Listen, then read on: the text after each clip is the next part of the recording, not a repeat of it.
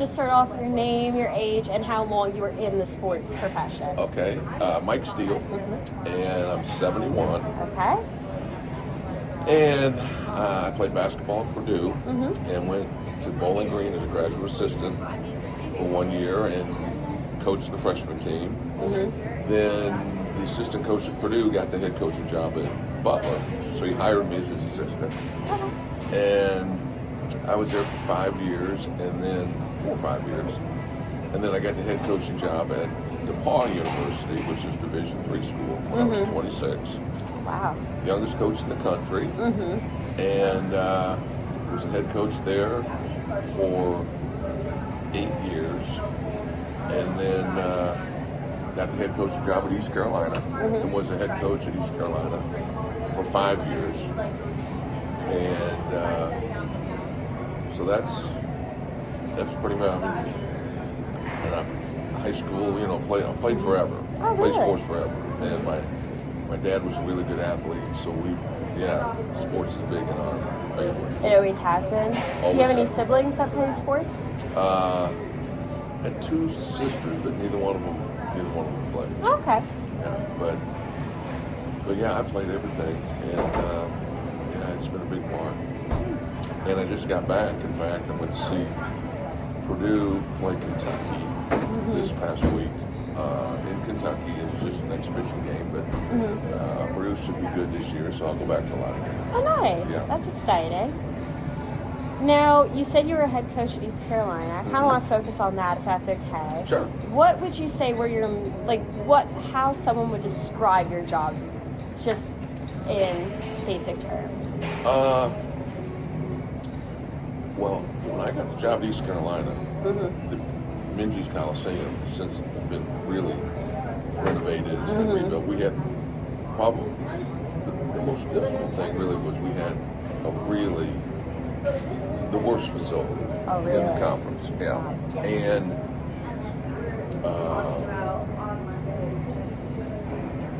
the other problem makes it difficult is that East Carolina is right in the middle of the ACC. We got NC State, Carolina, Duke, and Wake. And that's a level higher than what ECU is. And so it was very difficult. Recruiting was a real challenge. But when I got let go, 2 years later, they won the conference championship, and everybody that played in that game, we recruited. So it was, you can do it. It's just it's a grind. And since I've been there, they have had legitimately probably 10 other coaches. Oh, wow. It's a tough business. It's a high turnover rate for that? Yeah, especially for basketball, but it is for basketball and football, really. Oh, okay. What were your typical duties as head coach?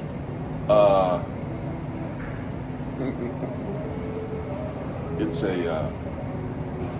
well, first of all, it got me into the insurance business because I try to treat the insurance business just like we did coaching, which is you're on call 24/7. There is no Christmas is the same as Tuesday. It's just you're on call 24/7, and you're traveling all over the place trying to get players. You stay and trying to, and it's even harder now because now the money is involved. And but I think that's to give you an idea. People that coach initially when they coach, there's just a passion for being with the kids, being with the guy.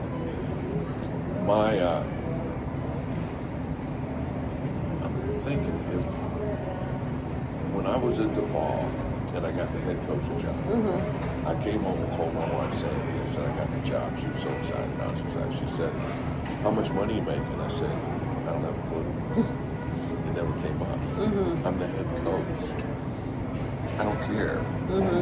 That was before children and all this stuff, but yeah, I mean, you just have a passion for it, and you've got to go talk to all the different alumni things, and you got to be involved in the community. And I have a Down syndrome son, and so we were involved with Special Olympics. So my wife started a parents supporting parents for parents with kids with special needs, and And I was like chairperson for the United Way one year, and Drew helped me. I mean, so all those things, and then you've got to make sure your players, and it's changed a little bit because when I coached, you had to get kids in school first of all, and you had to really, that was a challenge. But now there really are no rules, so you can have your GED and go play basketball. Yeah, it's changed. I didn't know that. No, I mean there's no SAT, there's no ACT. Core classes they don't care anymore. And we used to have what's called the APR, the Academic Performance Ratio, and it had to show that not only were your guys over 2.0, but you also had to show them that you were making progress toward their degree. Well, now that's the thing. You know how many basketball, football players have been academically ineligible in the last 3 years in the country? Probably. None. Yeah. None. I saw a lot with the whole getting back the COVID years and things like that, and those that are, I think the term is like red-shirted. Yeah, you got a COVID year now. You also, used to be, if you went to junior college and you came down to East Carolina, you had 2 years to play. Well, they just changed that, so now you have 4 years to play. So you could go 2 years, redshirt, have 4 years. You could have 2 kids and 2 wives by the time you graduate. By the time you get out, yeah. I don't say graduate anymore because for the guys to graduate, see, you can change now. You can go. I could transfer if ECU fired my coach. Say I'm playing for ECU. I have 30 days immediately where I can go wherever I want to go, and or I can stay in redshirt. So you see, when you read about all these different coaches getting fired, like LSU fired their coach yesterday. He gets $55 million. But as of today, anyone on their team can leave. Now you can't play immediately, but you don't have to sit out. You can go. LSU guy could go to Alabama tomorrow and be on the team. It's become. It used to be emphasis on the student athlete, even though it was somewhat hypocritical. But now it's not even. Last year when we played UAB, a friend of mine coaches UAB. So we go to the game, Drew and I go. And I'm looking on the roster, he had 9 guys that played. 5 of them, this was their 4th school. And he said, they take easy classes or they take it online. And then they transfer. Well, a lot of those easy classes don't transfer, so they take them again.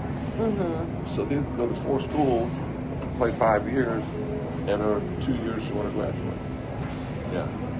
I mean, that kind of hinted into one of the questions I had about how things have changed over time. And we did a project on NIL money. NIL. Yes, and things like that. Do you think it's ruining a student athlete and everything?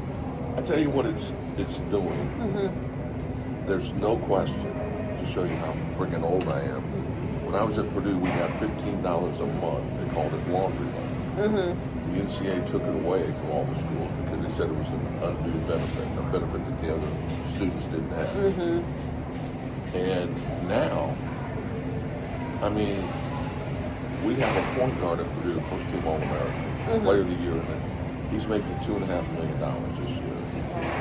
He could have gone to Kentucky and made $5 million, but he's a senior. We have another senior making $1 million. I mean, it's incredible. Like, it's just, I think that it became so, you spend so much time playing and being a player, an athlete, you should get enough money that you can go take your girlfriend or boyfriend, if you're whatever, and get a pizza or have dinner or whatever. And you should be able to make some money. But the NCAA refused to call them employees. Because if they were employees, then they have to get benefits and whatever. So they didn't want to do that. So then they came up with this, which the NIL is brutal, but being able to leave, because like when I was coaching, we'd get a freshman, and he'd be shy and maybe not want to talk in front of people, and we make him do that. And you can just see by the time they're seniors, they're grown. I mean, and well, those days are gone, and that's a big part of coaching, and that's what has made the Jay Wrights of the world and Coach K and Roy Williams. That's their whole deal was you're part of the family, and the idea that you've got to talk to so stupid forever. If you had an agent, you were ineligible. Well, now everybody has an agent, and the agent gets paid every time you move. So there's no one talking to the kids saying, "Hang in there now. You got 2 guys transferring. You got 2 guys seniors graduating. You're going to have your shot." Then wait, and that doesn't make any difference whether you're in Kansas or Carolina or India. It doesn't make any difference. So I don't know how everybody thinks that it's not sustainable, but when the Supreme Court voted 9-0 that every student, whether he or she is an athlete, musician, an artist, theater, whatever, you cannot limit the amount of money you make. The Supreme Court voted it. So when you read all these things about we got to put a cap, we got to do, the lawyers are just sitting there going, great, let's bring that on, because until the Supreme Court, and when the government got involved, in my humble opinion, we can't deliver the mail, and we invented that. Republican, Democrat makes no difference. We can't do anything. There's just too much red tape. Well, now, I mean, I don't think the Supreme Court had any idea that there's not millionaires they're multi-billionaires. And like Texas Tech has five people that are billionaires. They have their own group now. And when SMU joined the ACC, their 5 millionaires went in and met with the commissioner. Think about this. And the commissioner, they said, if you let us in the ACC, we'll take no TV money for 10 years. That's about $500 to $600 million. And the commissioner said, will you still be able to be competitive with NIL not giving that $600 million? And the head of the group said, there's no way this table's going to bat an eye with $600 million. It's no big deal. And so when you have that kind of money flowing around, you know, to give a guy $2 million and you're worth hundreds of millions of dollars, and then your accountant's writing it off. Yeah, it's a horrible, and so now the kids are getting money, but they're not. They're further away from getting a degree, and that's the thing that coaches that I'm still friends with, it drives them crazy. And that it used to be all the emphasis on getting a degree. But that's not even part of the conversation. No. So I don't know what they're going to do. Do you find that with all this money getting thrown at students, their passion is getting lost faster? Because they see that when, you know, students end up going to the pros, they start losing the passion as they get all this money and everything. But now that it's happening on the college level too, do you think that is? Well, it's also happening in 17 states on the high school level. Oh. Yeah. There are junior high kids that are getting sponsored, and so that they can go to different schools. I mean, I think it's just human nature.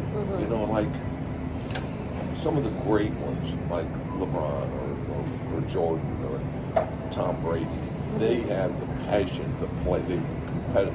They would have played in a pickup game for nothing and try to win the game. But there's a lot of kids out there, a lot of people out there. You throw, well, you're making no money, and now you're making, like at Purdue, if you're on scholarship at Purdue, basketball, you're getting $8,500 a month direct deposit. And that doesn't include the NIL and all the other things. Well, if you're getting that and the walk-ons, there's 2 walk-ons, you get 3,000 or 500, which is great, but it kind of, that's $100,000, and you know, you're laying there in bed at 6 in the morning and you've flown back from somewhere and you're like, I don't know, you know, I think I'll miss this one. Yeah. And now, like, Deion Sanders made the point. His 2 boys played for 2 years with him, for him, and the Heisman Trophy winner at the University of Colorado. He said none of those 3 kids ever stepped 1 foot on campus in 2 years.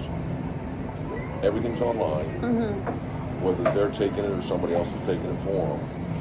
But they never, how sad is that? When you were a coach, did you make sure that your athletes prioritized their academics and everything? It was academics first? Absolutely, and so did everybody else pretty much, because you couldn't hide. If they didn't go to class, if they weren't doing what they're supposed to do, you know, when you're sitting there talking, there's how it's changed. When you're talking to the student athlete that you're recruiting, they've got their mom there and their dad, and, you know, the high school coach, and basically you're saying, I'm going to take care of your son. And now, I'm not going to tell him what he wants to hear. It's going to be just like being at home, you know. But now, I talked to one of the assistants in Carolina. He said it's been 2 years before we even mentioned tradition, facilities, academics. He said, you've got a lawyer there, you've got an agent there, and now you've got a dad, which a lot of times dads weren't around, but now the money's there, the dads are showing up. And he said it's, during one of their talks, they set up a video so you can see some of the stuff, and the guy said, we don't need to see the video. How much money is he going to make next year? That's it. That's the only question. How much money is he going to make? And when I asked Painter, Coach Painter at Purdue, 8,500, where does that put us in the Big Ten? He said, well, right in the middle. Michigan's 15,000 a month, and Ohio State's 17. It's bad. And you know, when you, the other thing that's done is that all these coaches now are getting fired and they're getting paid a huge amount of money. But when you look at the stands, people are, I mean, the normal fan has no idea about what a nightmare all this is. And they just want to win the games. And when you don't, like the guy in Alabama, they lost the first game, they want to fire him, now he's 8-1, and he's okay now. But like, the SEC in football has 11 teams ranked in the top 25. Well, someone has to lose the games when they play. If I'm Alabama and you're Auburn, and I beat you, your team's really good. But now the fans are like, we got to get the coach. Coaches get way too much credit when they win and way too much credit when they lose. I know some of these guys now, if you don't have the amount of money that the other guy has, it's kind of like you and I going to the park and watching a pickup game. And I tell you, obviously I don't know basketball, but I'm going to let you pick the first 10 players. I get the second 10. You're going to win more games than I do just because they're all better. And I don't know, I don't have the passion for it like I used to because I know what's going on. And you know, like at Duke has a new team every year, but they have huge money. Cooper Flag last year made over $15 million. And if he had not got drafted by Dallas, he was going to come back, because the problem when you're the best player, you get picked by the worst team. Yes.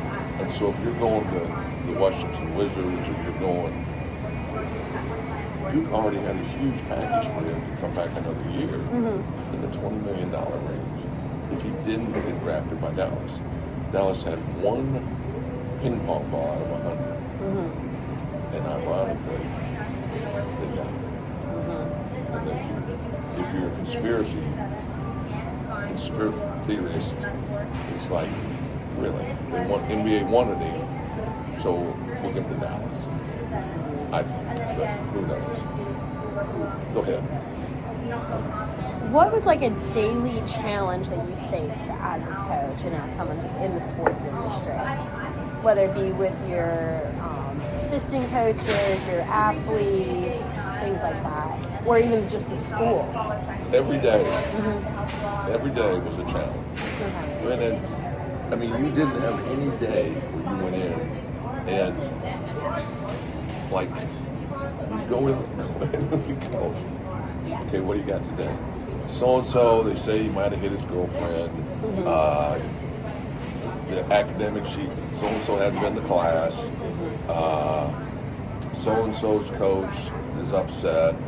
We're looking at recruits, and now when you go in and they've got a board that shows the players on other teams that they've heard may be interested in transferring. The high school kids now are the last people that get recruited. Because why take a 17, 18-year-old when you get a 22-year-old? They're stronger, experienced. So they're the ones that are really getting hurt. But every day was different. Every day, and which kind of made it, once the season starts, then you know you got practice at 3 o'clock. So you've got some structure. When the season's over, you're going to see somebody in Charlotte, then you're going to see somebody in Greensboro, and then you got to go do an alumni thing in Tarboro or whatever. This in the season was the simplest. You knew when practice was, you knew when the games were. And if you wanted something outside there, you could always say, have your secretary say, hey, you can't do that because he's going to be here on the road, whatever. But that was the best time. And even with the players, you're there in practice and seeing them every day. As someone that still goes to basketball games, do you see the connection that you had with your players when you were head coach? Do head coaches now have that connection with their players, or no? Is it mainly through third parties? It's a good question. I think some of them do, but I think that the way you get a connection, a lifelong connection, is to be with someone for 2 or 3 or 4 years. And so you develop respect for them, and they respect you, and they know you're going to help them. I mean, that was one of the things when I coached, and I don't know who I learned this from, but like when I interviewed for the Indiana State job, and Dartmouth and Yale and some different ones. But I would go in and I'd have every player that played for me, and I'd have his phone number and his parents' phone number. And I'd say, here's everybody that played for me. Call any of them. These guys were starters, these guys were not. Call any of them and ask them what it was like to play for me. Because I'm confident that, and there were up and downs, of course, but I said I'm confident that the parents will say he had my son's best interest.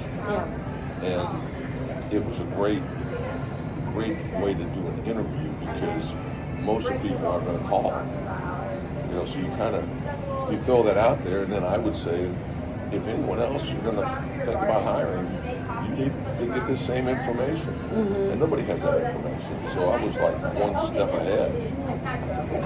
Convinced me to do that, but it was a good selling point. Yes. It's like if you go in and say, here's all the teachers I've had, here's that dumbass Jennifer, and no, so that, but I think it's harder.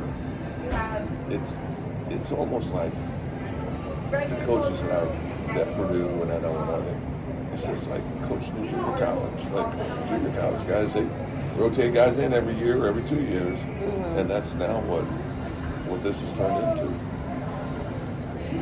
That is sad. Because you really don't think about that. It's horrible.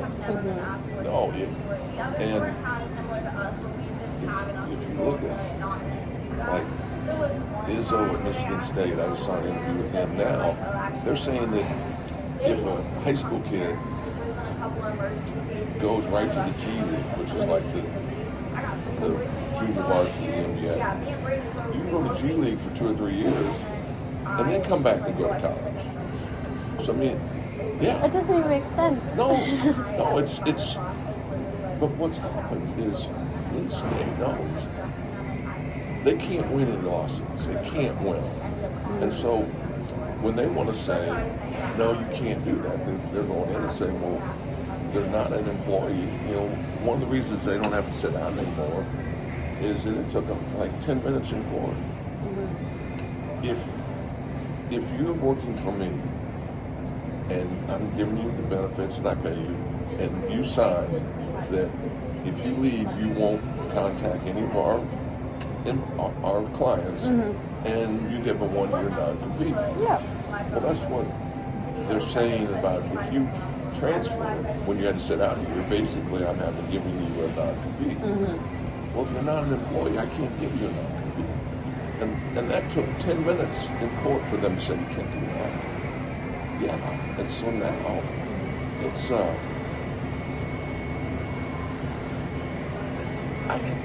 I don't know how you can tell now whether a coach is a good coach. I think the knee jerk is like at LSU when they lost this last game at home. The crowd's chanting, fire Kelly, fire Kelly, fire Kelly. Well, you don't have ADs saying this is our guy. You know, stop it. Well, because you got a billionaire going, I'll buy him out and I'll buy you out. Well, ADs are a lot like politicians. They just want to keep their jobs. Yeah. So, and I try not to get up do like my dad all crusty, like this is the worst thing ever. But it really is, I don't know where it's going to go. Because we basically, and you know, over in Europe, they don't have any high school athletics. And I'm not sure that that's not the direction we're going, and that we're just going to, even in high school, it's going to go play, and we're going to pay you. You know, it used to be like you played. Like the kid we have it in here at the Smith Yard. He is just an old school. He would play for nothing. And he would, and if he wasn't in the game, he'd go over to the co-rec and play and compete. And but there are a lot of not many guys like that. I bet it's hard to find, even if a coach has that in their mind that they want to find a player, find a team like that. See, Coach Painter is really good at that, and he will take a player that's a little less talented, but he knows he's going to be there. And by the time he gets older, and stronger, and tougher, and he's going to be fun to coach. Yeah. And that's the thing. I mean, like Skip Holtz, a good friend of ours. Skip was here. You know, he recruited hard, and it was fun. But he and I talked last week, and he said, guys don't stay long enough to even learn the fight songs. He said, you go to 4 schools, you got to learn 4 fight songs.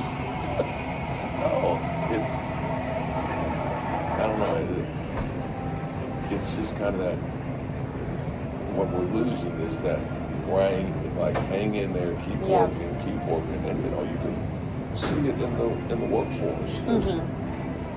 Back when I was coaching, I would tell kids, we get them summer jobs. And I'd say, it's a job, but you can't keep the job for you. And when you know you're going to quit, you need to let them know 2 weeks ahead of time.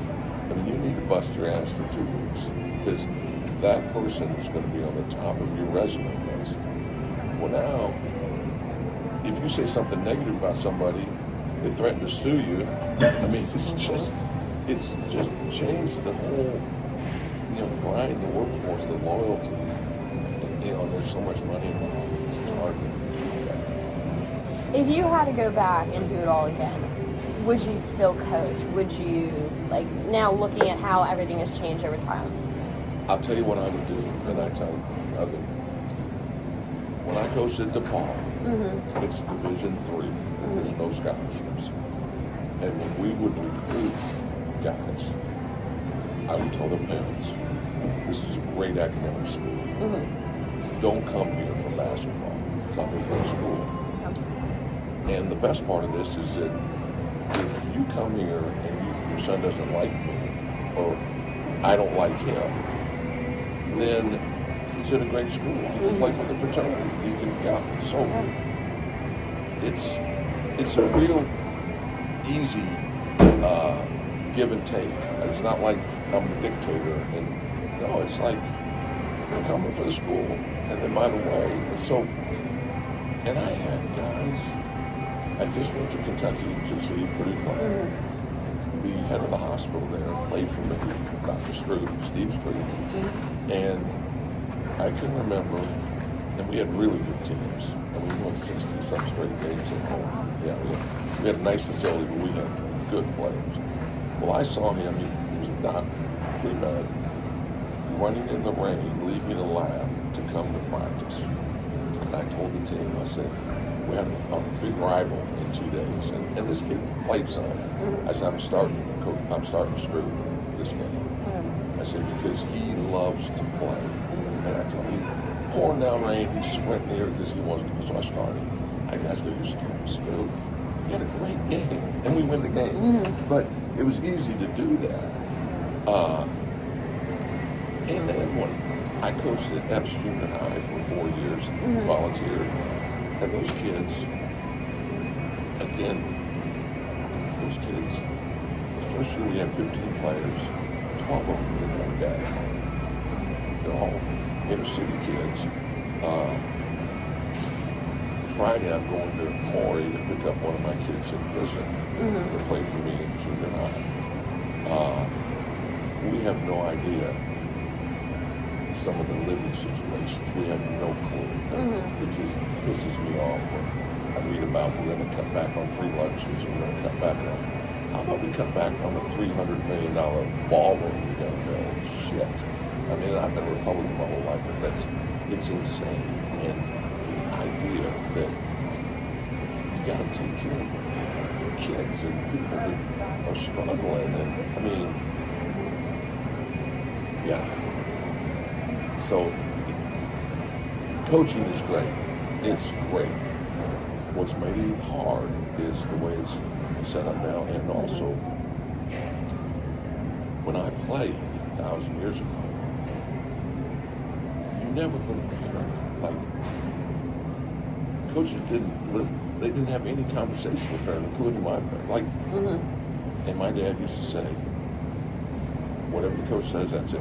But they also said the same thing about your teachers. Whatever they said, that's it. Well, now you got some parents so involved in stuff, and you know, I've got 2 boys and 3 grandkids, and when I go watch them play, you know, it's hard not to just focus on your grandson, your granddaughter, or your son. You're totally biased, and when people say, "Well, I'm not biased," but that but means yes, you are. No, it's, yeah. So I would say coaching Division III high school. I mean, and high schools become more difficult. And the parents scream at the officials. You know, my grandson played soccer. This one dad screaming at this. He's a student trying to make $6 an hour or whatever. And this guy is MFing him and screaming at him. And it's like, dude, take a deep breath. It's a 10-year-old soccer game. And your son's watching you be a complete idiot. So. We had when I played soccer when I was little, we had a parent run onto the field and start yelling at one of my teammates because he accidentally kicked the ball into that guy's kid. Yeah. No. My coach got him in his face fast. Yeah, it's like you can't do this. What do you wish you knew before you went into coaching and just the sports industry in general?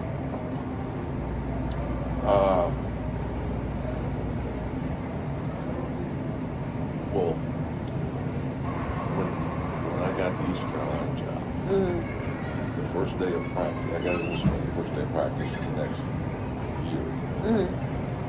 The police came and took 5 players away. They broke into a dorm room and stole some things at the end of the year. So the people that were interviewing, they knew that. nobody said anything. And so my first year, my first road game, we played Duke at Duke, number one in the country. I'm the tallest person in the bus, and we have 3 walk-ons starting. Well, at the end of the day, we win 7 or 8 games by miracle. But at the end, when they look at your record, they don't say like, here's your freshman year, police came, they kicked all these guys out of school. No, Jim Valvano gave me the best advice. He said, when you do your schedule, play the easiest teams you can play. And people will complain before the season. Once you get into the season and you win, nobody breaks it down where they say you're 22-8, but 14 of those teams had losing records. Nobody does that. And so that, and I should have spent more time when you win. Like we won big at the bar, and you start to feel like you can win anywhere. Before I took this job, I should have looked at who was in the conference, spent more time looking who was in the conference, and also should have spent some time looking at their facilities, because Richmond had great facilities. James Madison, George Mason, William and Mary. I mean, we were by far the worst facility. And when you're recruiting guys, when the money's not involved, it's facilities and relationships. I had really good assistant coaches and guys that really were loyal, and but it's hard to hide facilities. We used to, our locker room was so bad that when we would bring players in, we would put yellow tape around the door and say it was being renovated. There was no renovation, but I couldn't take them in there, knowing that they'd been other places. Our weight room was the old ice house, which was like half a mile away from it. So we had to go there to lift, and we had a little facility, like a little room, we put tape around that, so that's our weight room, but it's being renovated. There's no renovation. That's why coaches are great salesmen and politicians, because if you could be a lawyer, a coach, an insurance, and a politician, you're definitely going to win, because you're a professional liar. Yeah. What would a piece of advice that you would give someone that's looking to get into coaching or just sports? Well, for instance, Jeff Lebo was a head coach here, and his dad was a great coach in Pennsylvania. Jeff was a great player at Carolina. I coached Creighton, his son, at junior high, and the son was a really good player. He ended up going to Carolina, walking on. He wants to go into coaching. His dad and granddad had drilled him not to go into coaching.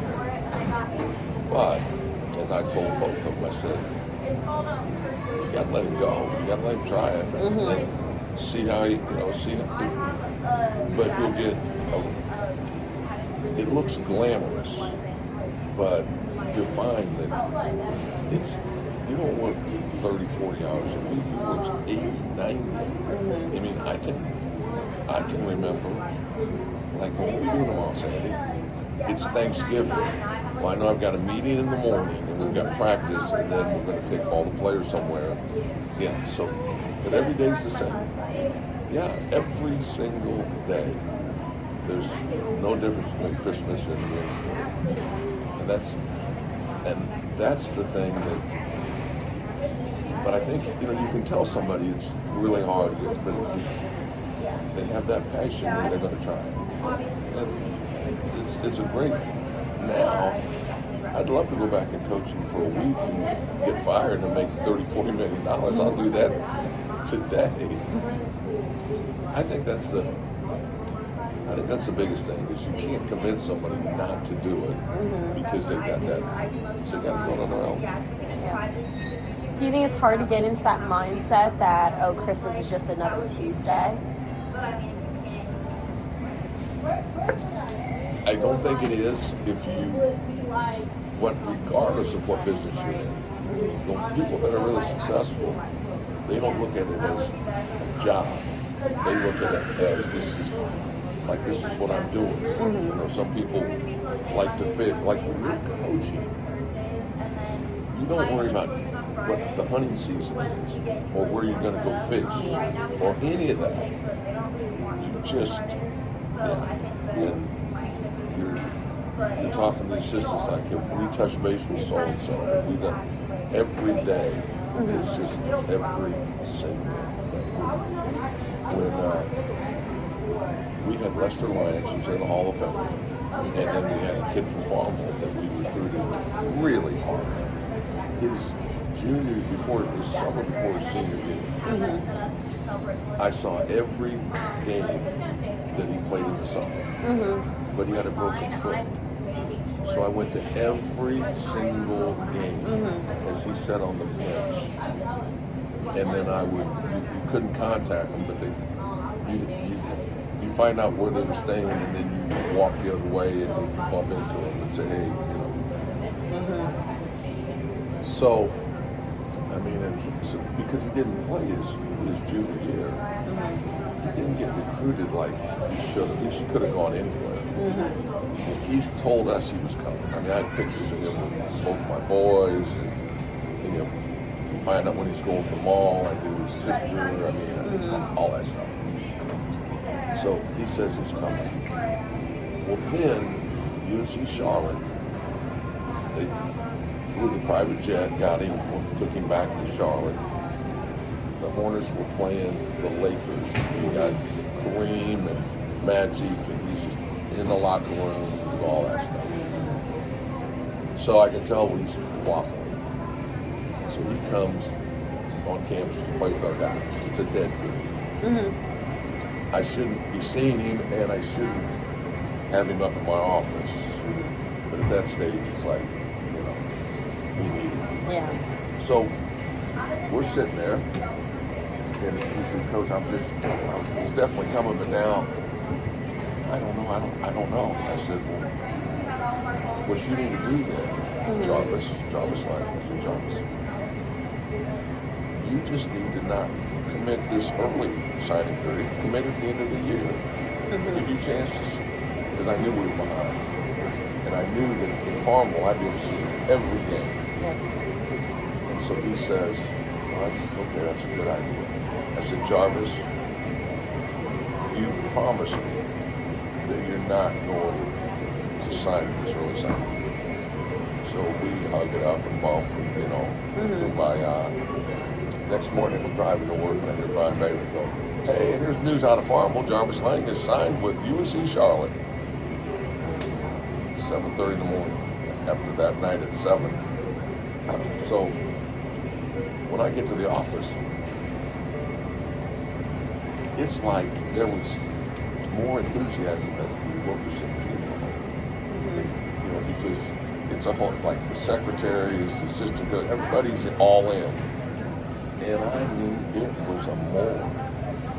So I ate babies, but I said, we got to talk. So we get everybody, and I said, okay, here's what we're going to do. Jarvis Lang really wanted it. But let's pretend we got it. Today, he beat up his girlfriend. Tomorrow, he gets hurt. The next day, he gets caught cheating in school. The next day, I said, he's dead to us right now. I said, I don't want anybody to bring his name up. I don't want to hear anything about Jarvis Lang. He's dead. Yeah. And it's like, okay. But, I mean, that's how, it's crazy that your whole livelihood is depending on a 17, 18-year-old kid look in your eye and say, I promise you, it's going to. So it's a unique business like nothing. But it's helped me in my business because I do the same thing now. Like I'll go, here's my cell number, and if your office, someone that works for you at MGMT Bottling Company can't get their drugs on Saturday, something's wrong, have them call me, I'll come and get them, I'll pay for it, and then we'll get the money back. But it's 24/7, and I tell them I'm going to treat you just like we did our recruits, just like we did our guys who play for us, and my staff's going to do the same thing. And that kind of does set us apart. You know, you say, well, when can we meet with us? Anytime. Well, we don't get off. I said, anytime. Like you, anytime. Like 9 o'clock on Friday night. Yeah, we'll be there. So that's and when you go into the insurance business, it is like coaching, and that you got to sell out to it. And that's coaches that get out of coaching and shut the door. They are great hires. I mean, the pharmaceutical companies love them. I mean, medical device companies love them because they work hard. It's good training, but you can't get one of those coaches who you know is looking over here saying, "Boy, it's still like you be an assistant coach at Bellarmine or something like that." So. If you were to sit in front of like the NCAA today and they asked for one piece of advice on how they can fix and just change something, what would you say? Well, I think that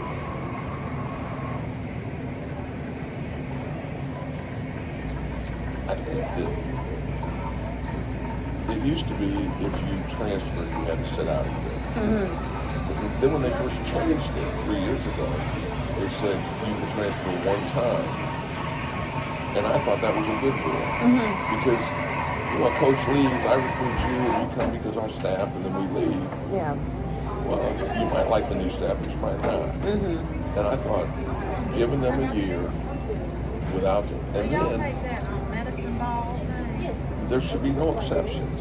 So like, Grandma can't die for the third year in a row. You know. But if they did that, if they could do that, why? It goes back to Supreme Court. Yeah. So the NCAA could shut their doors and nobody would know. Nobody would care. They have absolutely imploded. And nobody really even knows what the NCAA does now. No. I mean, all I know is that if you're a lawyer for the NCAA, you don't need to put that on your resume because you don't ever win a case. They lose every case. No, I used to be the lawyer for the NCAA. You never won a case. So, but I think that, like I have guys all the time. I said, well, they get a salary cap. I said, they can't. What do you mean they can't? I said, they can't until the Supreme Court says, oh, we made a mistake. That happens once every 50 years. And then Trump got involved and said, well, we got to get this changed. He said that, and that was 2 months ago. And he's going to change the kickoff thing for the NFL. That's not going to change. He's going to change health coverage. He said 5 years to do that. That didn't change. No, there's some things that, before you say you're going to do that, I mean, it'd be nice to say to the NCAA, here's what we need to do. And every coach would be able to say, the 1 year's fine. The NIL, just pay the players $10.99, pay them, and then, but again, if you do a commercial and you get market value, well, the market value for you would be the same market value for me. But if Caitlin Clark is doing a commercial, she's on the same as a well-known celebrity. I mean, it'd be like having Taylor Swift do it. I mean, so now they're talking about they're going to have a clearinghouse that's going to see anything that you get paid over $600. You're going to have to document it and see if it's market value. Who the hell is going to do that? I mean, no, because again, if I'm getting paid $600 to do this, and when am I getting? So, but if Taylor Swift's doing it, it's a different. We're apples and oranges here, and that's the thing that this is totally irrelevant.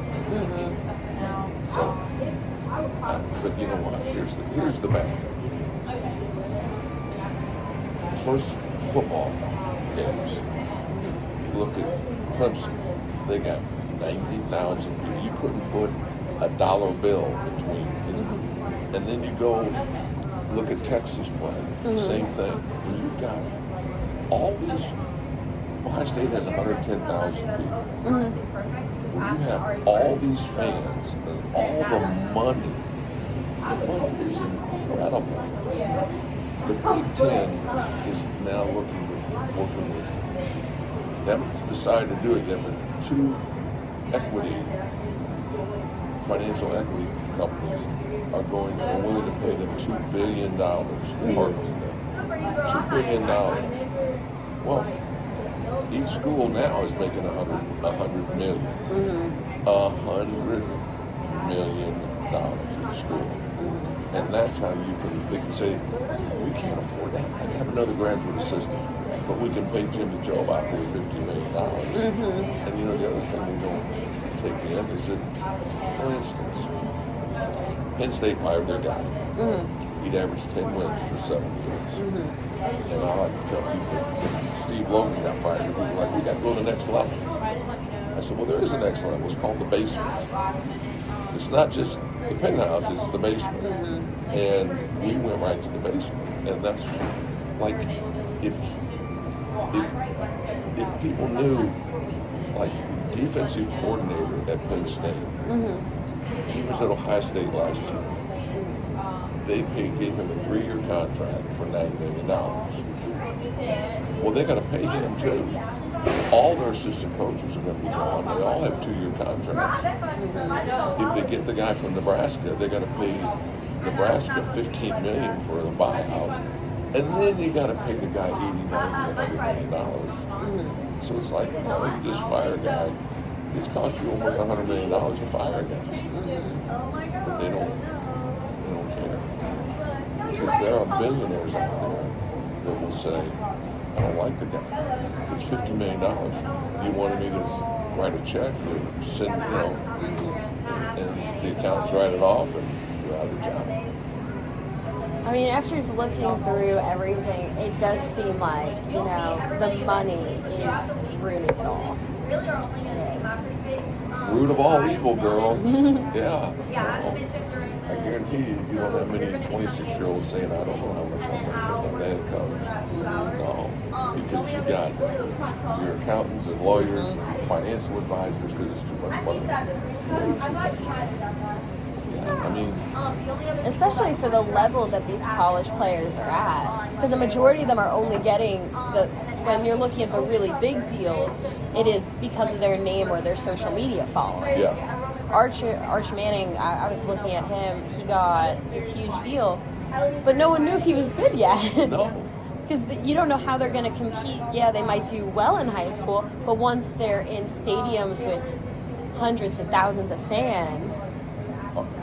Arch Manning, he was at a private high school, predominantly white, and he was tremendous. And this last week he had a great game, which was good because you would have thought that he was going to be like Tom Brady. He's made $7 or $8 million, and he never played it. That's ridiculous. I mean, it's. But I don't know, I don't know how you get the toothpaste back in the tube. Yeah, and as long as, when you can fire a guy that's averaged 10 wins because the fans want to be A year ago, Penn State, their first and goal on the 5-yard line, they have an illegal motion penalty, and they don't score. If they score, they're in the championship game, but they're in the Final Four in the country. And they've some injuries, and they lose some games. People forget the other team as a coach, and they're recruiting, and but I just,